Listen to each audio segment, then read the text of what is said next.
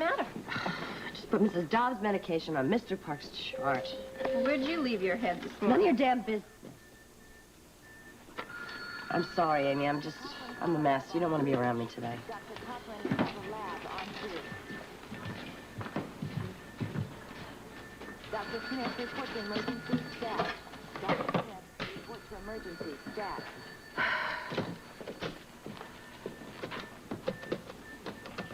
Nurse Blevins called the 5th floor desk. Nurse Blevins called the 5th floor desk. Hello, this is Mrs. Meyer. I would like to speak to the director, please. Yes, I know that the agency is closed for the holidays, but, is she there? All right, would you, please ask her to call me at General Hospital as soon as possible? It's very important. Thank you.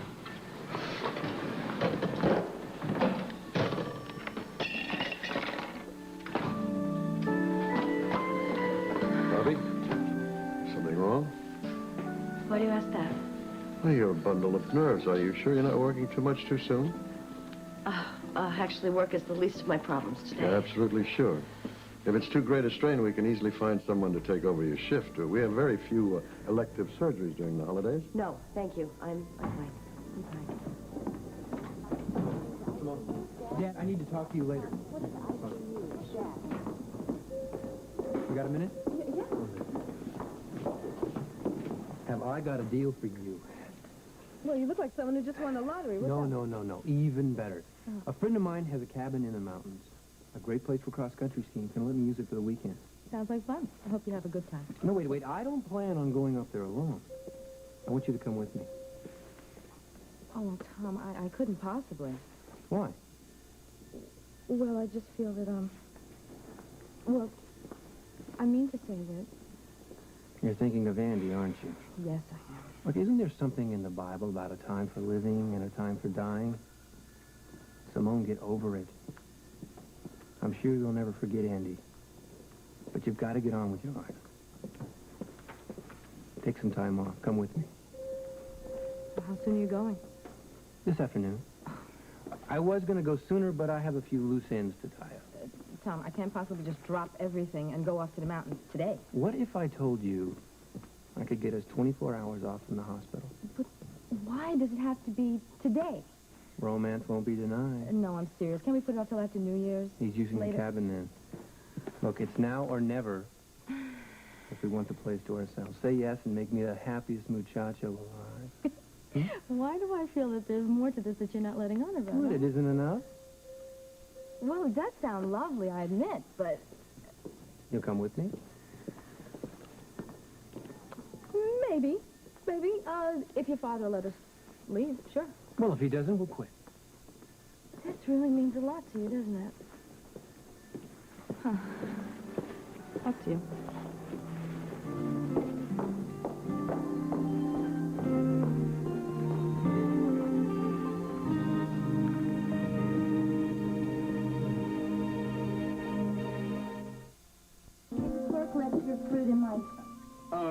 You caught me.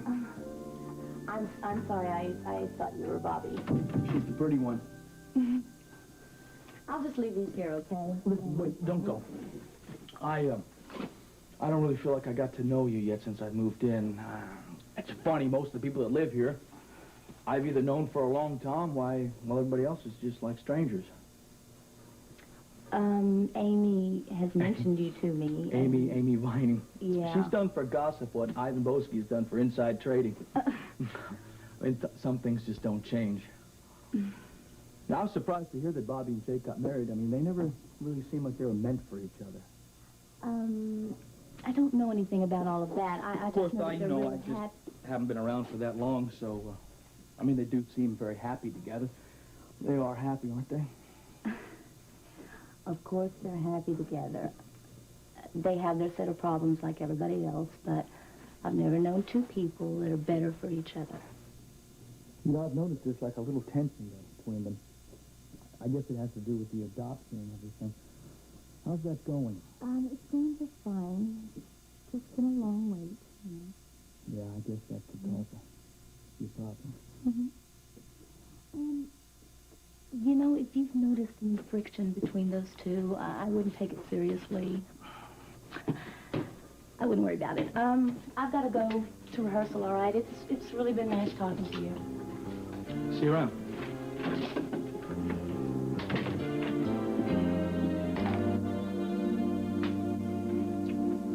What did you say you wanted on the side? Onion rings. Rings. Yo, Ruby, how about some more coffee down I here? know, where'd I put the pot? Ruby. On the burner.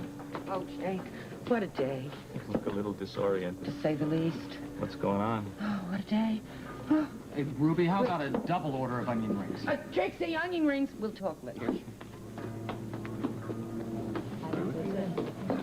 I apologize for not taking you ladies to a more formal place, but I have a pickle Lila meeting in a little while, so Ruby's was more convenient for me. Well, thank goodness the Quartermaine still had Pickle Lila at least. I mean, my goodness, you must have been crazed when you found out that Herbert Quartermaine had given all that money to Autumn Clayton. Oh, I had visions of enormous commissions going right down the drain. Well, I would think it would be any financial planner's nightmare for a client to lose that much money. Oh, I don't know. It could have been worse. Cheryl could have been responsible for the loss. Oh. Well, Edward couldn't blame me. He just can't give me very much business right now. I think the only help that Edward's going to need from time to time is balancing his checkbook. Oh, I wouldn't be too sure about that. I think that family still has an ace in the hole. They do? Yeah. Well, Alan, of course. He thrives in adversity. I mean, I think he'll come back more powerful and richer than ever. What's it saying, you can't keep a good man down? Honey, Alan's great. I mean, look at what he did to you. He's been a worthy adversary for you, hasn't he, Sean? Yeah, Alan's definitely been that. See, Sean's just a tad jealous because Alan is beating him out of quite a few business deals. Oh. Oh, yeah, man, he really does have the magic touch. Oh, that he does. Not just in business either. I mean, it's impossible to negotiate with man. I mean, you're sitting there talking figures, and all of a sudden he gives you this look. And all you can think about is what it would be like to be in bed with this man. You know? I mean, you're falling in love. He's taking you to the cleaners. Sounds like a dangerous man to get involved with. Yeah. Actually sounds like somebody you usually like. Can I get you something else? Yeah, do you have any babies? What? The adoption agency took us off the waiting list. They're not going to let us adopt. Why not?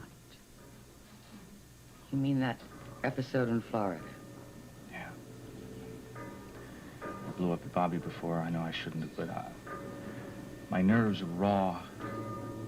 All she talked about, all since before Christmas, is our child. I'm at the end, Ruby. I just can't deal with this anymore. No, you won't have to. How did she take the news? She doesn't know yet. I tried to tell her, but we got interrupted. How am I going to look that woman in the face and tell her that her last chance to have a child has just been ruined? Honey, you got to. I mean, I know how hard it is. But the longer you put it off, the worse it's going to be. It's what she wants more than anything is a baby. And so do you. Look, honey, this is a time for you to be gentle and loving. The only thing I worry about is that you and Bobbie get through this together.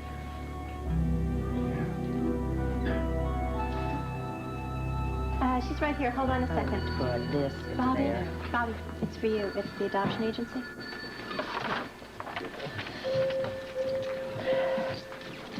Hello. Oh, Mrs. Meyer? This is Mrs. Coslow from the agency. Thank you so much for returning my call. I'm sure your husband explained our situation to you, and As I said to him this morning, I appreciate your plight, but you must understand we're running a reputable agency here. the publicity that you received in Miami has put us in an untenable position.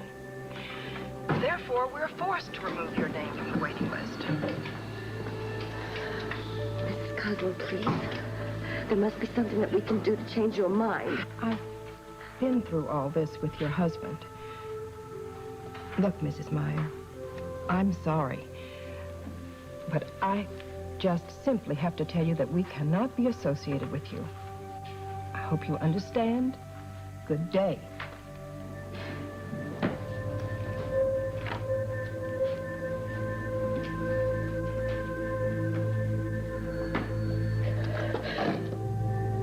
Dr. Hardy, is the offer her to leave this door open, I would really like to go home. I don't feel very well. Of course, we'll manage here, okay? Is there anything I can do for you? Bobbie? Bobbie, are you all right? Are you sure there isn't anything I can do for you? General Hospital will continue in a moment. Now, as I was saying, Cheryl. What's his name? Yes, Alan Quartermaine. Yeah, fascinating man. Well, I don't think you know how fascinating. Poor Monica hasn't a clue how to handle that man. You know, I think he's just too much for her. I think he needs a little bit somebody more dynamic, so to speak. Oh, I know just the guy. Oh, Sean, honey, look at the time. You're going to be late if you don't hurry up. Oh, I don't want to break this up, sweetheart. Oh, come on, you won't. I'll cancel the meeting. Oh, come on, you can't cancel your meeting. Oh, sure he can. It's only business, right? Yeah, right, it's only business. But I'll do one thing. I'll run down the warehouse, tell the foreman I'm not going to be able to make it. Be back in a few minutes. Now, don't either one of you go away, all right?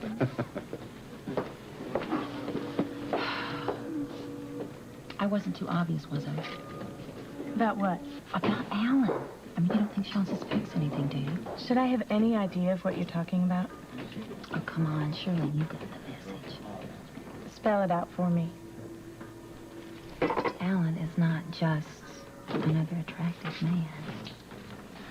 You're not saying that you're having an Yes, affair. he and I, we have something very special. I didn't know that. No, and neither does anybody else, and I don't want you to tell anybody. It's so hard, though, with Monica. But I think it's worth it. It's worth every bit of it. Oh, Cheryl, I have fallen so hard for this man. I would die if anybody came in between us. Oh, really? Yeah, so hands off, okay? I mean, there are plenty of other fish in the sea. You just bait someplace else. Tiffany, I wouldn't dream of getting in the way. But I'm intrigued. I wouldn't have thought of Alan as being much of a catch. You make him sound too good to be true. Cheryl, he is all I have ever wanted in a man.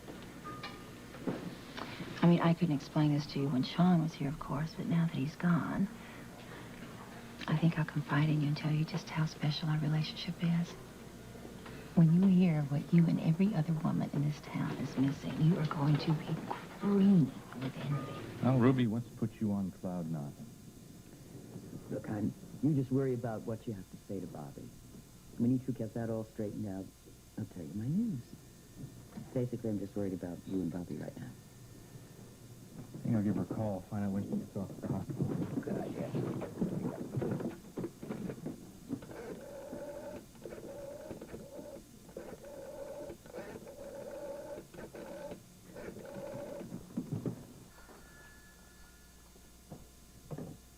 10th floor, Miss Vining. Hi, Amy. It's Jake. Is Bobbie there? Oh, I'm so glad you called. You know, I've been trying to call you over at the brownstone. Nobody answered. What's the matter?